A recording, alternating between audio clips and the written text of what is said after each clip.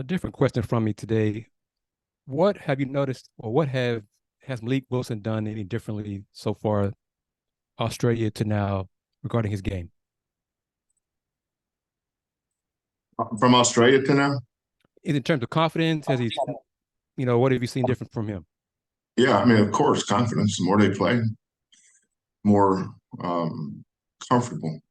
I think he's more comfortable now. I don't think Malik's never not had confidence, so that's never an issue with him. Just comfortable. All these kids have different skill sets.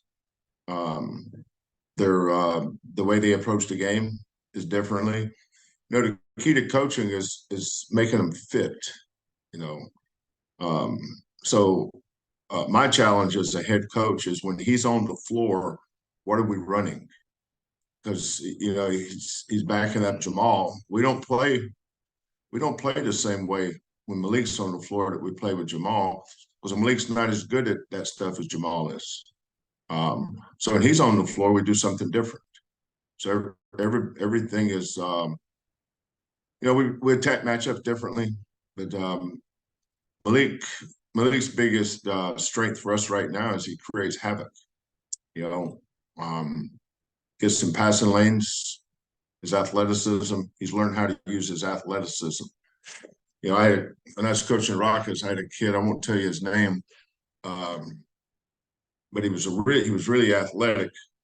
Um, if we'd have had a halftime dunk contest, he'd have probably won it. He never blocked a shot. You never saw him get a dunk in a game. He never went above the rim to get a rebound. So what good was his athleticism? He never used it. You know, I mean, if you got there before the game, if you want to be entertained by pregame dunks, go ahead. If that's your thing, that's got zero to do with being athletic in the games. There's a lot of athletes in college and the NBA that their athleticism doesn't impact winning. So with Malik, he's really athletic, but he's learning how to use his athleticism to help us win a game. Thank you, Chris. We'll go to Starnes Leland from the Cougar and then back to Chris Gardner. Go ahead, Starnes. Good morning, Coach. Marcus Sasser's had some success early on, gotten a lot of minutes. What's it like for you, just as a coach, to see a guy who recruited out of high school, coached for all 4 years, and see him sort of have success in the league? Well, I think I've had 14 or 15, might be 16 kids drafted in the NBA. I think I've had 2 lottery picks. Quentin starting for New York. Marcus, I think, will be starting for Detroit here pretty soon. Armani Brooks had 19 points the other night against Miami at Miami. Who else do we have? Jarris Walker. When Jarris got drafted by Indiana, I knew that he would be playing limited minutes because of Rick Carlisle.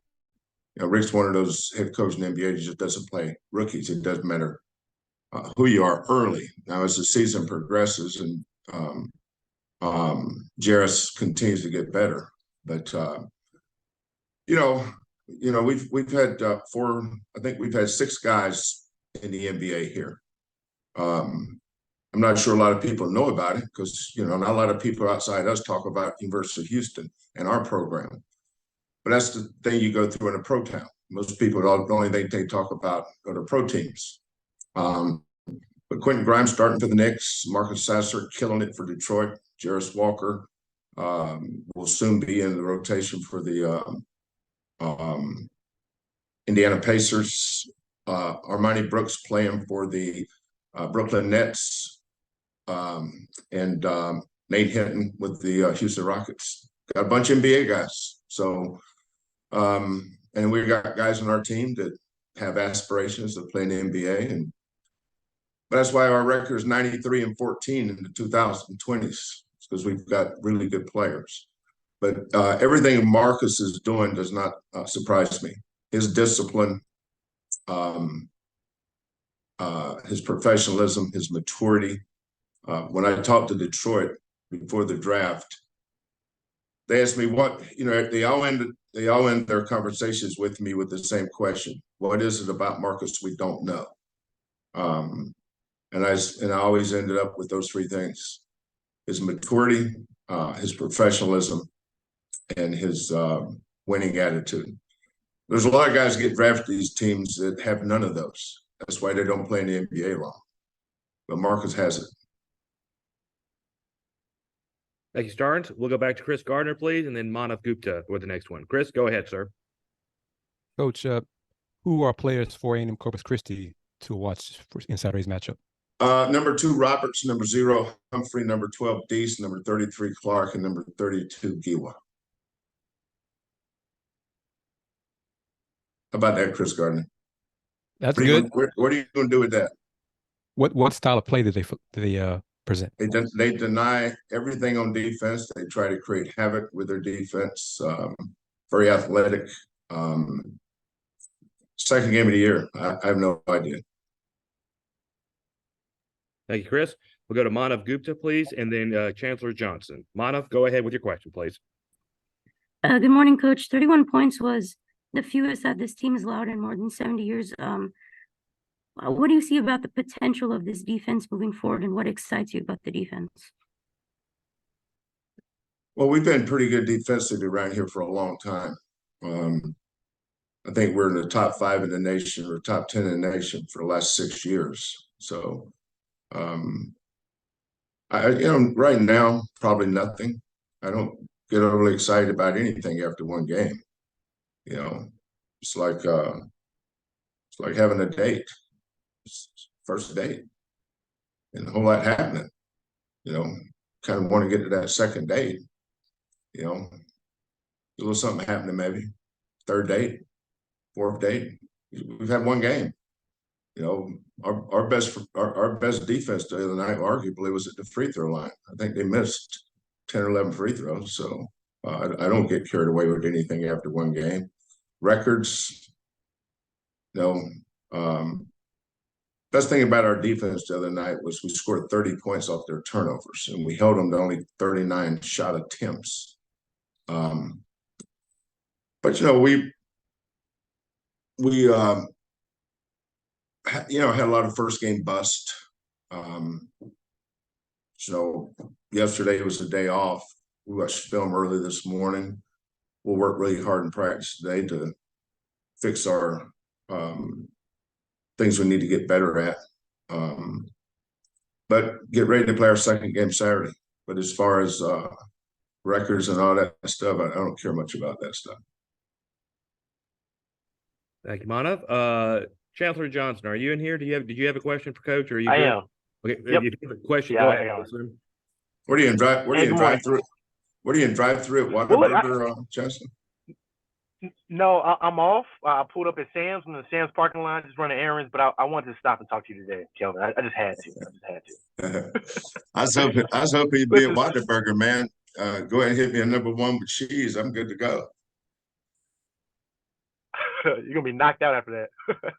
Listen, so since I've been here, you guys have always had a stretch 4, whether it's or a guy who could shoot the ball, a 4 who could shoot. Whether it was Fabian to last year with Jarris, the 2 big lineup you had on the first night.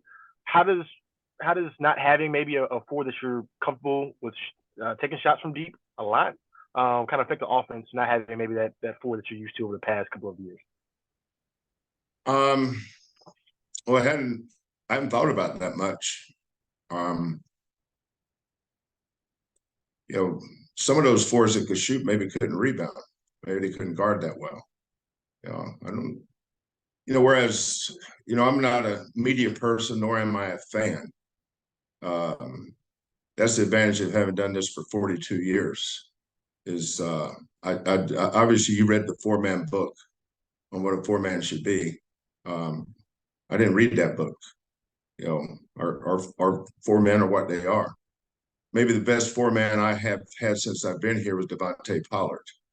That was before your time. I'm not sure he ever shot a 3. He's the best one we've had. Devin Davis never shot a 3. He arguably was one of the 2 best 4 men we've had.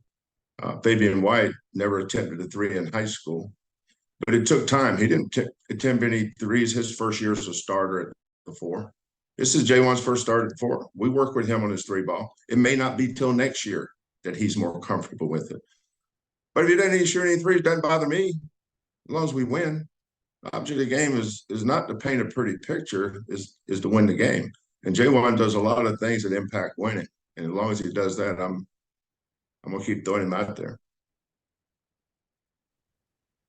Thank you. We'll go to Matt Thomas from ESPN. From ESPN, Coach. Go ahead, Matt. Coach, good morning. No, he's not. He's from 790 AM. Yeah, but I'm doing the next 2 games on TV, so I'm multi-talented, Coach. You know that. You got a cold? You got a cold, Matt? I'm just getting over the flu. Yeah. How's your daughter's volleyball career going? Killing it. Awesome. Congratulations on that. You need That's to put awesome. a bug in Coach Rare's ear off of that scholarship come June of next year. They're headed to be one of the top 10 volleyball programs in the nation. I know it. It's so good. They're really good. They're good. He's great too. He's awesome. You and Temple have had some great matchups the last couple of years, and I know you've probably been asked this 100 times, but just some background. Give me some Damian Dunn conversation, what that was like, trying to bring a kid to campus that had obviously been a thorn in y'all's side the last couple of years. Well, I really hadn't thought about him until I think Damian's year ended first, maybe March 10th or 11th. His year ended in the conference tournament in Fort Worth. So from then to when he put his name in the portal, our last few years, our season hasn't ended till almost April. So when he put his name in the portal, and I found out about it, I really wasn't thinking about recruiting much. We're still playing. We're in schools that don't make the tournament or don't make the NIT or lose in the first round of NIT or lose. Those are the schools that are in recruiting with 2 feet. But when Damian's name popped up, we knew we were going to lose Marcus. We didn't know 100% we were going to lose Tremont. But by the time the season ended, and we knew that we weren't going to get Tremont back, those aren't kids you replace with high school kids, Marcus and Tremont, because they're both starting guards on the top 10 team in the nation. So you better have a veteran. Well, when LJ popped up and then Damian popped up, we didn't bring anybody else in. We went after LJ once his name got in the portal. We made a push at him, got him, and then when Damian's name in the portal, I think Damian was first time I talked to him. I think he was ready to commit. I won't name the schools, but there's a ton of he's from North Carolina, Kinston, North Carolina, which is where Jerry Stackhouse and Reggie Bullock and a bunch of North Carolina kids have come from. But when I talked to him, he had like 4 or 5 visits set up, but he knew us and he wanted to win. And that meant something to me. He didn't want to go somewhere looking for shots or how do I fit in the offense. He knew that if he came here, he'd have a chance to play an NCAA tournament and win at a high level. So I think 2 days later, Kellen and I got on a plane and flew to Raleigh, rented a car, went to where he was, set up a visit date, and he came here on his visit and committed. Simple. It's kind of the same thing with LJ. Same thing with Kyler Edwards, same thing with Josh Carlton, same thing with Tajay Moore. I think every program is difficult to speculate about how recruiting's going, but it's impossible to know anything about our recruiting. I just say wait for it to be over, and we're going to have a good team on the floor. Thanks, Coach. We'll see you Saturday. You bet. Thank you, Matt. We'll go back to Chris Gardner, and then we have time for one more after that before Coach has to go. So, Chris, you got a question for Coach?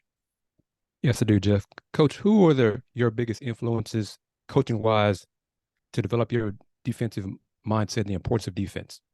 Nobody influenced me on defense. Just accumulation of how I want my defense to look. I think if you close your eyes and look in the back of your eyelids and you really, really think about what do I want my team to look like, it would be what we're doing right now. I've learned from a lot of people. I think my first day with the San Antonio Spurs was an eye-opener because Mike Budenhauser was out there doing a scout report on the game that night when I walked into the Spurs practice facility. And he was going over pick and roll coverages that I'd never seen before. And that's when I realized if I was smart enough to coach in this league, because how much smarter all those guys were than I was. But I learned a lot from different people, like offensively, Stan Van Gundy has some influence, Doc Rivers and ATOs. I learned a lot from NBA coaches. Ralph Miller at Oregon State, my early years, running that 1-4. Gary Colson, God rest his soul, both of them. They're both passed away now, but hours and hours I sat in those bleachers at different gyms in the summer, picking Gary Colson's mind about the 1-4. Coach Miller at Oregon State. So, I got ideas from different people. I'm not sure defensively. I think other people helped me become a better offensive coach. I think defense, just for me, is trial and error. I think defense is the one area where you have to be comfortable coaching your way. You can't be someone else on defense, because if you are, you're going to at best be second best because you're going to try to be like him. Our defense is our defense. That's what I teach, what I believe in, but I'm very adaptable and it's very flexible. So how we defend this team is not necessarily how we'll defend that team. But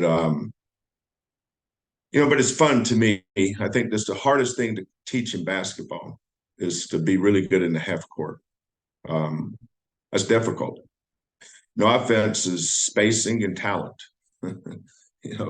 Sometimes the best offenses are the most simple. It's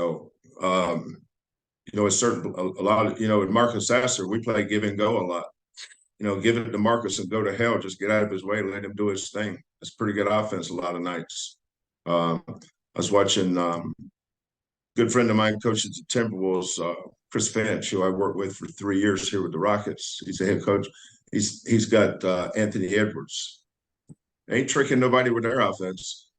I think he had about 40 the other night against the Celtics. Go look at those clips and see what offense they were running. Throw it to Anthony shoot it and score it and get back on defense. Nothing tricky. But on defense, though, it's an accumulation of actions that you've got to be able to guard. And I think you do have to have better chemistry on defense than you do offense. Got time for one more question here. We'll go to Chancellor Johnson, and then we'll talk to the TV crews here. So, Chancellor, go ahead with your question for Coach. Kelvin, you kind of touched on it there, and obviously it changes from game to game with matchups. But ideally, what would you like the identity of this offense to be throughout the year? I'd say the same as it's always been. We have some talented kids, which is why we get so many kids drafted in the NBA. We draft scores. Our 4s and 5s are different every year, depending on their strengths. I don't have a blueprint for anybody. I don't play blueprint basketball. I don't read traditional basketball books. I coach by feel. I don't think you have to have this or that. I don't care about none of that. But what we try to be good at is take our team and beat your team. Not try to look like somebody wants us to look like. Because at the end of the day, what somebody wants us to look like, you can throw all them people in a big old black hefty bag and sling them over there in the San Pedro River. I'm assuming there is one somewhere. So we coach the way we coach. Not really interested in anybody's opinion of it. But I would really focus on the results.